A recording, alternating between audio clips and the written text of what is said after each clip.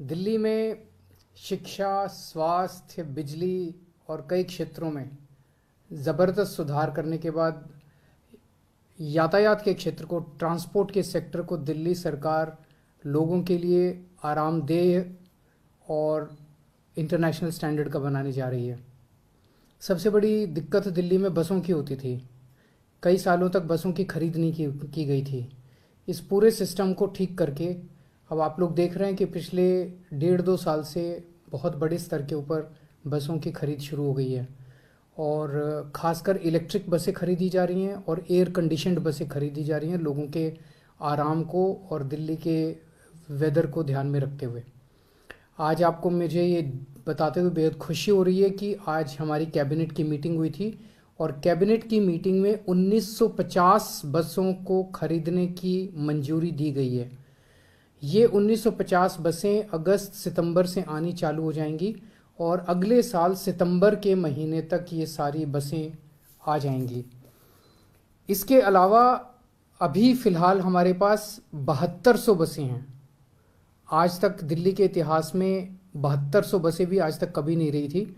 7200 बसें हैं, 1950 बसें और आ जाएंगी और लगभग 4800 बसों के फ्रेश टेंडर दिए जा रहे हैं। इसके अतिरिक्त फ्रेश टेंडर 4800 बसों के दिए जा रहे हैं। लेकिन साथ साथ अगले 2-3 साल के अंदर कई बसें पुरानी हो जाएंगी, उनकी लाइफ ख़त्म हो जाएगी, उन्हें रिप्लेस करना पड़ेगा। इन सारी चीज़ों को अगर हम जमा घटा करें तो दिसंबर 2024 तक हमारे पास दिल्ली की सड़कों पे 11,910 बसें होंगी। ये जो दिल्ली की रिक्वायरमेंट है उसके अनुरूप है। दिल्ली को लगभग 11-12 हज़ार बसों की ज़रूरत है। दिसंबर 2024 तक हम ये टारगेट अपना पूरा कर लेंगे कि हमारे पास लगभग 11,910 बसें होंगी, तो पर्याप्त बसें होंगी। अब हमारा मकसद है कि पूरे ट्रांसपोर्ट सेक्टर को इंटरनेशनल स्टैंडर्ड का बनाया जाए। इन सारी जितने भी अलग अलग ट्रांसपोर्ट के साधन हैं, टैक्सी है, ऑटो है, मेट्रो है, बसें हैं, इन सब को इंटीग्रेट किया जाए, इन सब को, सारे सेक्टर को मॉडर्नाइज किया जाए। उसके ऊपर अब हम ध्यान देंगे ताकि दिल्ली के ट्रांसपोर्ट सेक्टर में भी मूल चूल और अच्छा परिवर्तन किया जा सके। आज कैबिनेट के अंदर और भी कई इम्पॉर्टेंट निर्णय लिए गए। एक जो सबसे इम्पॉर्टेंट निर्णय लिया गया कि हमने बजट में अनाउंस किया था कि हम अर्बन फार्मिंग करेंगे। अर्बन फार्मिंग मतलब middle class, upper class, lower middle class लोगों के घरों में, जिन जिन लोगों के घरों में थोड़ी बहुत जगह है, बालकनी में, छत पे, और वो अगर छोटी मोटी फार्मिंग करना चाहते हैं, सब्जियां उगाना चाहते हैं, फ्रूट्स उगाना चाहते हैं, तो हम उनको सब्जियां, फ्रूट्स उगाना सिखाएंगे। शुरू में उनकी मदद करने के लिए हम उन्हें कुछ बीज और कुछ वो प्रोवाइड करेंगे।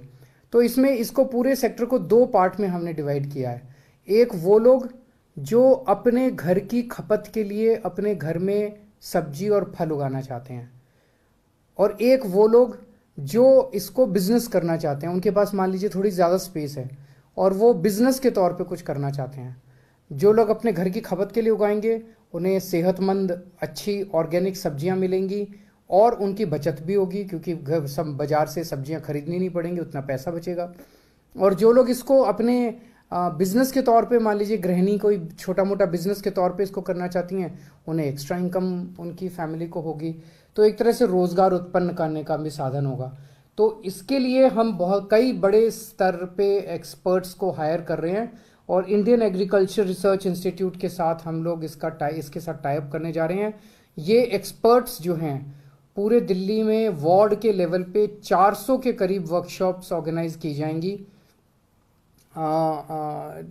लोगों को ट्रेनिंग देने के लिए अपने घर की खपत के लिए, और लगभग 600 के करीब वर्कशॉप्स की जाएंगी लोगों को बिजनेस सिखाने के लिए। तो 1000 के करीब हम वर्कशॉप्स करेंगे।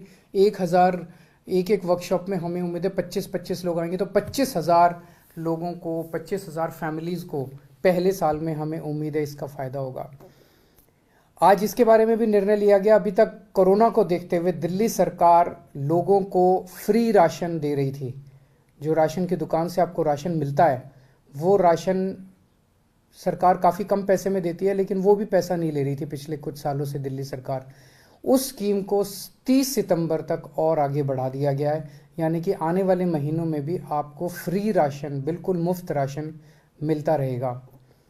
दिल्ली के जो गांव हैं, दिल्ली के गांवों को विकास करने के लिए हमने कुछ वर्ष पहले स्कीम निकाली थी कि हर गांव में 2 करोड़ रुपए के विकास कार्य करेंगे। लोग बताएंगे कि ये सड़क बना दो, यहाँ पे पानी का नलका बना दो, यहाँ पे ये चौपाल बना दो, जो लोग बताएंगे वो काम हम करेंगे।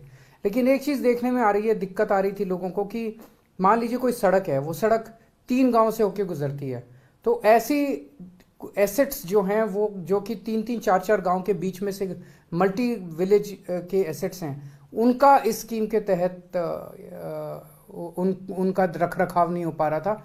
इसे आज हम लोगों ने कैबिनेट में इस दुविधा को दूर कर दिया है। अब एक विधानसभा के अंदर जितने गांव हैं, वो टोटल बजट उन गांवों के ऊपर कैसे भी खर्च किया जा सकता है। अगर 3 गांव मिलके कोई मांग करते हैं तो उनको दे दिया जाएगा, किसी एक गांव में ज़रूरत है तो उस गांव को दिया जाएगा।